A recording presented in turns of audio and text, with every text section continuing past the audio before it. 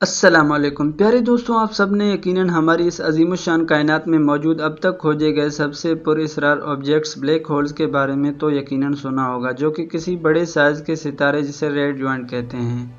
اس کی موت کے بعد پیدا ہوتے ہیں۔ ان کی گریویٹیشنل فورس اس قدر زیادہ ہوتی ہے کہ روشنی بھی ان سے باہر نہیں نکل سکتی، اور یہی وجہ ہے کہ یہ جہاں پر بھی موجود ہوں وہاں دور دور تک بس اندھیرا ہی ہوتا ہے، اس لیے انسانی آنکھ سے انہیں دیکھنا ممکن نہیں۔ کوئی بھی میٹر، لائٹ یا ریڈیشن اگر ایک بار اس کی سرفیس تک آ جائے تو پھر کبھی بھی باہر نہیں نکل سکتی، اور یہ بلیک ہول اپنے آس پاس موجود چیزوں کا میس کھا کر اپنا سائز مسلسل بڑھاتے رہتے ہیں، اور اس دوران ان کی فریکشن سے نکلنے والی روشنی کائنات کی سب سے تیز روشنی ہوتی ہے، جو کہ کئی اربوں سورج کی روشنی کو ملا کر بنتی ہے، اور اسے کئی سو لائٹ ایئر کی دوری سے بھی دیکھنا ممکن ہے۔ لہٰذا آگے بڑھنے سے پہلے آپ سے گزارش ہے کہ ویڈیو کو شروع سے لے کر آخر تک ضرور دیکھیے گا، اور ہمارے اس چینل کو سبسکرائب کریں تاکہ ہر نئی آنے والی ویڈیوز آپ تک وقت پر پہنچ سکیں۔ جی تو پیارے دوستوں، سائنٹسٹ کے مطابق بلیک ہول ہماری کائنات سے دوسری کائنات میں جانے کا راستہ ہے۔ یہ ایک قسم کا شارٹ کٹ ہے جو کہ کائنات کے کپڑے میں ایک سوراخ کو پیدا کرتا ہے، مگر فی الحال یہ ایک تھیوری ہے جسے ثابت نہیں کیا گیا، کیونکہ ایک تو انہیں ڈھونڈنا انتہائی مشکل کام ہے، اور دوسرا کوئی بھی اس کے اندر جانے کا رسک کبھی نہیں لے گا۔ مگر ہالی ووڈ کی انٹرسٹیلر فلم کے اندر یہ منظر دکھایا گیا ہے کہ کیسے کوئی شخص نہ صرف ایک بلیک ہول کے اندر سفر کر سکتا ہے بلکہ اس کی دوسری سائڈ پر نکل کر کسی اور کائنات میں باہر نکل آتا ہے، کیونکہ اس بلیک ہول کی شیپ کسی فنل یا ایک درخت کی طرح ہوتی ہے جو کہ اوپر سے چوڑا اور نیچے سے تنے سے چھوٹا ہوتا چلا جاتا ہے۔ سن 2011 تک سائنٹسٹ کو اس بات کا اندازہ نہیں تھا کہ بڑے بڑے سیارے اور ستارے ان بلیک ہولز کے اندر کس طرح اور کیسے گر کر چلے جاتے ہیں، مگر سن 2016 تک ایسے کئی واقعات رپورٹ ہوئے ہیں جس میں یہ دکھایا گیا کہ کیسے ایک بلیک ہول کسی بھی میٹر سے بنے آبجیکٹ کو، چاہے وہ کوئی سیارہ ہو یا کوئی ستارہ یا میٹر سے بنا ہوا کوئی بھی آبجیکٹ، پہلے اسے اپنے شدید ترین گریوٹی سے ٹکڑوں میں توڑ کر اپنے گرد لپیٹ کر اندر نکل لیتا ہے، یا یوں کہیں کہ یہ آبجیکٹس بلیک ہولز کے اندر جا کر گر جاتے ہیں۔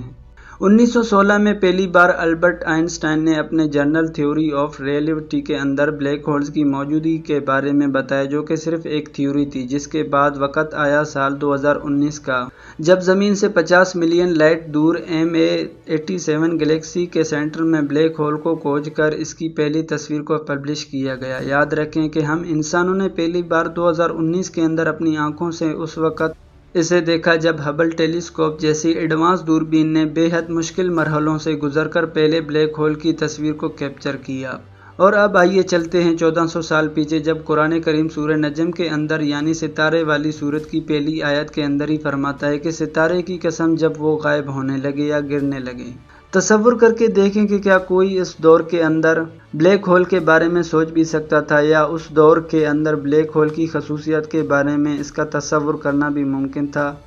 بالکل بھی نہیں۔ بطور مسلمان ہم سبھی جانتے ہیں کہ اللہ نے اپنے محبوب حضرت محمد صلی اللہ علیہ وسلم کو سفر معراج پر بلایا، جہاں پہلے آپ صلی اللہ علیہ وسلم نے بیت المقدس میں تمام انبیاءوں کو نماز پڑھائی، اور پھر اپنی سواری براق پر سوار ہو کر تمام آسمانی راستوں کا عبور کرتے ہوئے آپ 7ویں آسمان پر اور پھر اس کے اوپر اللہ کے عرش تک پہنچ گئے۔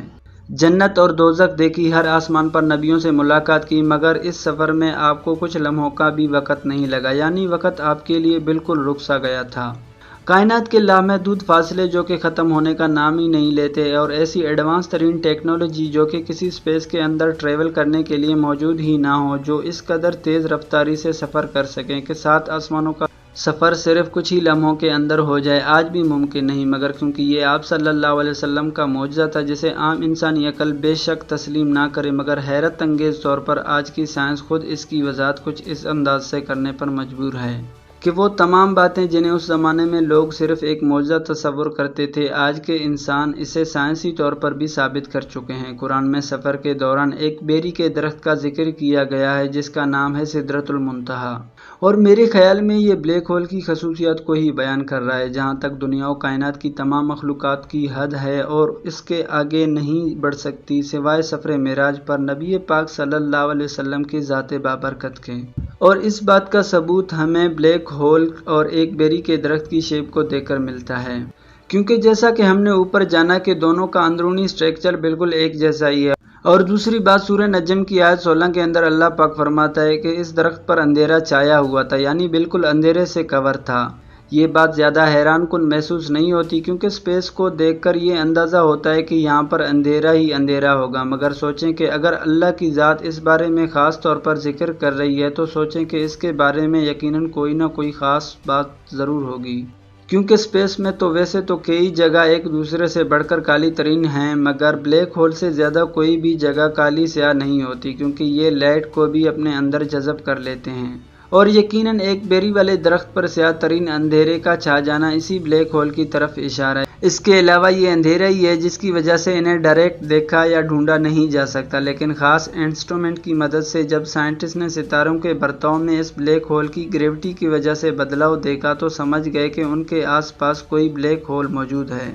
اس کے علاوہ دوسری وجہ جو کہ انہیں دیکھنے کے اندر رکاوٹ ہے، اس کا نام ہے گریویٹیشنل لینزنگ۔ جب بھی ہم آسمان کے اندر کسی آبجیکٹ کو دیکھنے کی کوشش کریں اور اس کے درمیان اندر کوئی بلیک ہول موجود ہو تب ہم اسے نہیں دیکھ سکتے،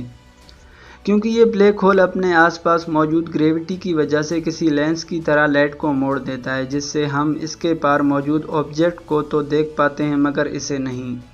اب قرآن کریم ہماری توجہ ایک بار پھر سے اسی بلیک ہول کی خصوصیات کا اثر نبی پاک صلی اللہ علیہ وسلم کی آنکھوں پر بیان کرتے ہوئے فرماتا ہے کہ محمد صلی اللہ علیہ وسلم کی نظر نہ تو کسی اور طرف مائل ہوئی اور نہ ہی ایک حد سے آگے بڑھی۔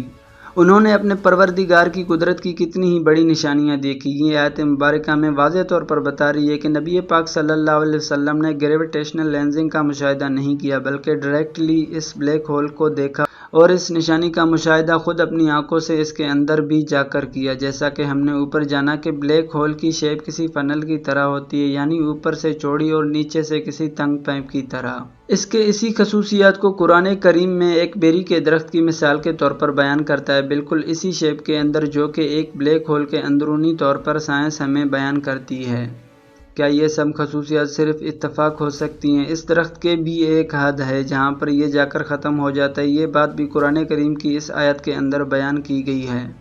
جہاں پر اللہ پاک فرماتا ہے کہ اس بیری کے درخت کی بھی حد ہے۔ حیرت انگیز طور پر اب تک سائنسدانوں کو لگتا تھا کہ اس بلیک ہول کے اندر جانے والی کوئی بھی چیز اسپیس ٹائم کے اندر کرو کی وجہ سے بس غائب ہو جاتی ہے، یہ پتہ نہیں کہاں جاتی ہے، ہم اسے ایکسپلین نہیں کر سکتے کیونکہ ان بلیک ہولز کی کوئی حد نہیں ہوتی، یہ انفینٹ ہوتے ہیں، مگر قرآن نے کہا کہ ایسا نہیں ہے بلکہ اس درخت کی بھی حد ہے، جس کے بعد آخرکار مزید تحقیق نے سائنسدانوں کو یہ ثابت کر دیا کہ ہاں وہ غلط تھے۔ ان بلیک ہولز کا اندرونی سٹرکچر انفینٹی لامحدود نہیں ہے بلکہ یہ ایک پورٹل کی طرح ہے جس کا ایک کنارہ کسی دوسرے کنارے پر جا کر کھلتا ہے۔ مشہور برطانوی اسٹیفن ہاکنگ کا بھی اپنی موت سے پہلے یہی ماننا تھا کہ بلیک ہولز لامحدود نہیں بلکہ ان سے باہر نکلنے کا راستہ بھی موجود ہے۔